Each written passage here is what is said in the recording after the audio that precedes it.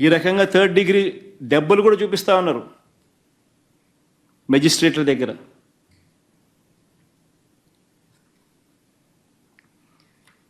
ఎఫ్ఐఆర్లు కూడా అప్లోడ్ చేయడంలా. ఎఫ్ఐఆర్లు అప్లోడ్ చేస్తే న్యాయ ప్రక్రియలో ఫాస్ట్గా వేగంగా జరుగుతుందనే ఉద్దేశంతో ఎఫ్ఐఆర్ కూడా స్లో డౌన్ చేసి న్యాయ ప్రక్రియ కూడా స్లో డౌన్ చేసే భాగంలో ఎఫ్ఐఆర్ అప్లోడింగ్లో కూడా జాప్యం. ఎఫ్ఐఆర్ కోసం బాధితుల బంధువులు నేరుగా పోలీస్ స్టేషన్ల ముందు ధర్నాలు చేస్తూ ఉన్నారు చాలా చోట్ల.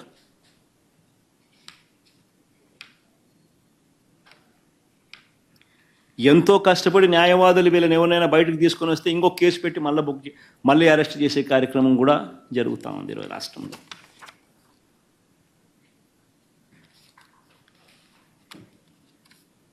చంద్రబాబు నాయుడు గారు అరాచకాలు ఇంతటితో ఆగిపోవడంలా. ఎమ్మెల్యేల పైన, మాజీ మంత్రుల పైన కూడా ఇదే, సినీ దర్శకుల పైన కూడా ఇదే రకమైన పరిస్థితి మనమంతా చూసాం. మొన్న చెప్తా ఉన్నా రామచంద్రారెడ్డి అని, పెద్దిరెడ్డి రామచంద్రారెడ్డి,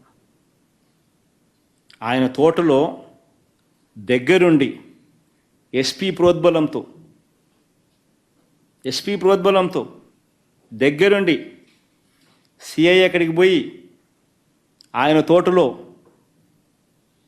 నాటు తుపాకులు పెట్టే కార్యక్రమం చేసి తోటలో పనిచేస్తూ ఉన్న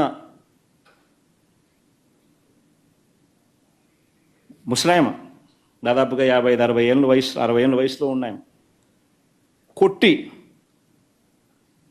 ఒప్పించే కార్యక్రమం కూడా ఆమెతో చేయించే ప్రయత్నం చేస్తే మెజిస్ట్రేట్ దగ్గర ఆమె దెబ్బలు చూపించి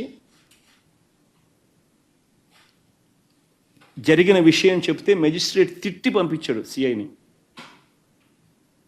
10 రోజులు, వారం రోజుల కింద జరిగిన ఘటన ఇది. రాష్ట్రంలో ఈ మాదిరిగా పరిస్థితులు ఉన్నాయి. రామ్ గోపాల్ అంత చూసినాం. వీళ్ళు సినిమాలు తీస్తే తప్పులా, వీళ్ళేం సినిమా తీసినప్పుడు వివేకం అని సినిమా తీస్తే తప్పులా, వీళ్ళు ఏం చేసినా వీళ్ళు ఐటీడీపీ ద్వారా ఇష్టం వచ్చినట్టుగా వీళ్ళని రన్ చేసినా నష్టంలా, తప్పులా, వీళ్ళు ఎవరి మీద ఏ రకమైన మాట్లాడినా తప్పులా. రామ్ గోపాల్ వర్మ చేసిన సినిమాకు సెన్సార్ బోర్డు అప్రూవల్ ఉంది. సెన్సార్ బోర్డుకు పోయింది, సెన్సార్ బోర్డు అప్రూవల్ వచ్చింది. అప్రూవల్ వచ్చినాకనే ఆయన రిలీజ్ చేసినాడు. సో మళ్ళీ ఆయన సెన్సార్ బోర్డు అప్రూవల్ వచ్చిన తర్వాత నువ్వు రిలీజ్ చేసిన సినిమాకులో ఆయన సినిమా తీయడం తప్పు అన్నట్టుగా ఆయన మీద కేసులు పెడితే, ఆయన పిలిపించే కార్యక్రమం చేస్తూ ఉంటే, ఆయనను అరెస్ట్ చేయాలని ప్రయత్నం చేస్తూ ఉంటే ఇల్లీగల్ డిటెన్షన్ కాదా ఇది? సెన్సార్ బోర్డులు ఎందుకు ఉన్నాయి? సెన్సార్ బోర్డు అప్రూవల్ వచ్చిన తర్వాత నువ్వు చేస్తూ ఉండేది ఏంది? మళ్ళీ ఫిలిం ప్రమోషన్ అంటావు. నీకు నచ్చిన వాళ్ళని మాత్రం ప్రమోట్ చేస్తే ఫిలిం ప్రమోషన్, మిగతా వాడు ఎవడైనా కానీ నీకు వ్యతిరేకంగా సినిమా తీసినా, ఏమాత్రం వ్యతిరేకత ఉన్నా కేసులు పెట్టడం, అరెస్టులు చేయాలని ప్రయత్నం చేయడం, ఇది రాష్ట్రంలో జరుగుతూ ఉన్న పరిస్థితి. మా చంద్రయ్యనే ఉన్నాడు, మా చంద్ర మీద కూడా ఎమ్మెల్యే చంద్ర మీద కూడా ఇల్లీగల్ కేసులు, సోషల్ మీడియా. నీ మీద కేసు ఏం చంద్ర? రాష్ట్రంలో ప్యాకాట జరుగుతూ ఉందని చెప్పి ఆయన నియోజకవర్గం ఉదాహరణగా చూపిస్తూ, ఆయన నియోజకవర్గంలో ఉన్న ప్యాకాట క్లబ్బులు ఇక్కడ జరుగుతూ ఉన్నాయని చెప్పి ఆయన పోస్టు పెట్టినందుకు ఆయన మీద కేసు.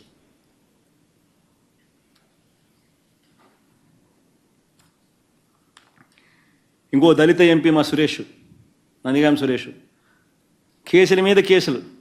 తెలుగుదేశం పార్టీ ఆఫీస్ మీద ఆయన దాడి చేసినాడు. ఆయన పాపం ఆయన దాడి చేయలే, పాపం ఆయన ఫోన్ కూడా పోలే, ఆయన ఊళ్ళో కూడా లేడప్పుడు. వేసినారు 60 రోజులు 70 రోజుల పైనది.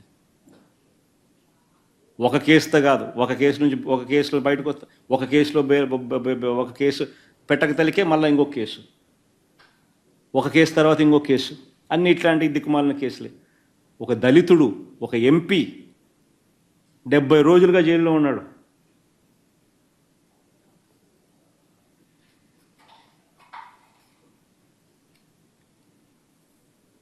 ఇంకొక దళిత ఎమ్మెల్యే చంద్ర, ఇంకొక దళిత ఎమ్మెల్యే తనకు నియోజకవర్గంలో ప్యాకాట జరుగుతూ ఉంది, పలానా చోట జరుగుతూ ఉందని చెప్పినందుకు కేసు ఇంకొక దళిత ఎమ్మెల్యే 8 కేసులు, ప్రశ్నించినందుకు 8 కేసులు. మాజీ మంత్రుల మీద కేసులు, కొడాలి నాని, అంబటి రాంబాబు, రోజా.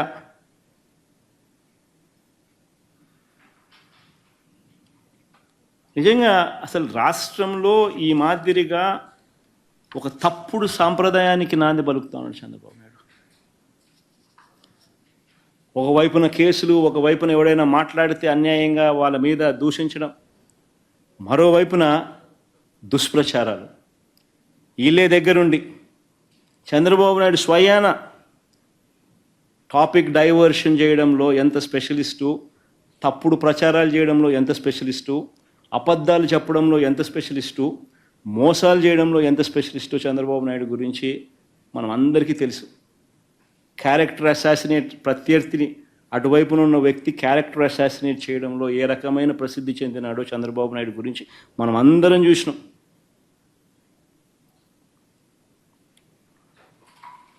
లక్ష్మీ పార్వతితో మొదలుపెట్టుకుంటే నా వరకు క్యారెక్టర్ అసాసినేట్ చేయడం కానీ, డైవర్షన్ పాలిటిక్స్లో తిరుపతి లడ్డు దగ్గర నుంచి మొదలు పెడితే ఎన్నికలకు ముందు ల్యాండ్ రిఫార్మ్స్ యాక్ట్ మీద, ల్యాండ్ టైటిలింగ్ యాక్ట్ మీద, ఎలక్ట్రిసిటీ మీద, కరెంటు మీద, రోడ్ల మీద, తిరుపతి లడ్ల మీద, అప్పుల మీద,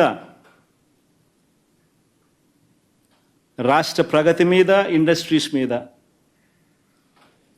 పారిశ్రామికవేత్తల మీద, ఇవన్నీ గాక తల్లి చెల్లి అంటూ నా కుటుంబాన్ని ఎక్కడ పడితే అక్కడ ఇదే చంద్రబాబు మాట్లాడుతూ ఉన్నాడు. ఆశ్చర్యం నిజంగా అడుగుతా ఉన్నా, ఇదే మరి చంద్రబాబు, నేను సూటిగా చంద్రబాబు అని అడుగుతా ఉన్నా, అయ్యా నీకు కుటుంబాలు ఉన్నాయి, నాకు మా కుటుంబంలో విభేదాలు ఉండొచ్చు, కానీ నువ్వు పెట్టే పోస్టులు కానీ, నువ్వు చేసే క్రూరమైన రాజకీయాలు కానీ ఎవడు చేయడు, ఒక్క నీలాంటి దుర్మార్గుడు అయితే తప్ప. ఇదే చంద్రబాబు నాయుడు అడుగుతాను నేను. చంద్రబాబు నాయుడు గారు ప్రతిపక్షంలో ఉన్నప్పుడు, నేను ముఖ్యమంత్రిగా ఉన్నప్పుడు, ఇదే చంద్రబాబు నాయుడు గారు తన ఆఫీస్లో, టీడీపీ ఆఫీస్లో, తన అఫీషియల్ స్పోక్స్మెన్తో ముఖ్యమంత్రిగా ఉన్న నన్ను ఏమని తిట్టించాడు? బోసిడీకి అని తిట్టించాడు. ధర్మమేనా? ఇదే సత్యధర్మ చంద్రబాబు నాయుడు నా చెల్లెల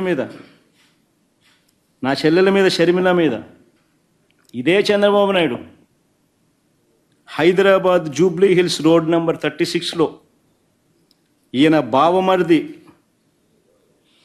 బాలకృష్ణ, లోకేష్ మామ, ఈయన సొంత టవర్ ఎన్బీకే బిల్డింగ్స్ నుంచి వెబ్సైట్లలో తప్పుడు రాతలు రాయించి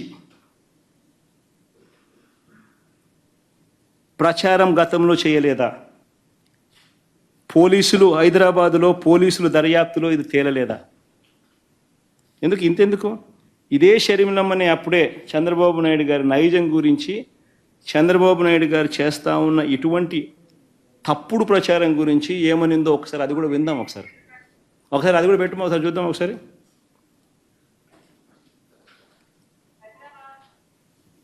వినండి, బాగా ఇంట్రెస్టింగ్ ఉంటుంది. సౌండ్ బాగా పెట్టుమా.